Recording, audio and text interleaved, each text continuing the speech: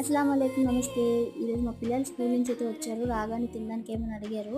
నేను bread omelette వేస్తానంటే వద్దన్నారు. Maggi అడిగితే మ్యాగీ అయితే ప్రిపేర్ చేస్తున్నాను.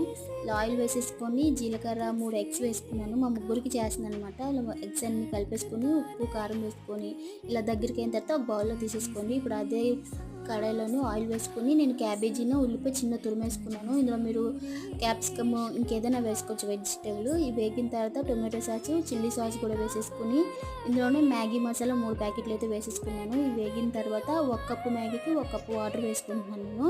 అలాగే నేను ఇక్కడ 3 మ్యాగీలు తీసుకున్నాను కదా, 3 కప్పులు వాటర్ వేసుకున్నాను. ఇది కొద్దిగా బాయిల్ అయిన తర్వాత సాల్ట్ కూడా వేసేసుకోండి. ఇలా ఉడికిన తర్వాత మనం మ్యాగీని మొత్తాన్ని వేసేసుకొని దగ్గరికి అయ్యేంత వరకు ఉంచుకోవాలి.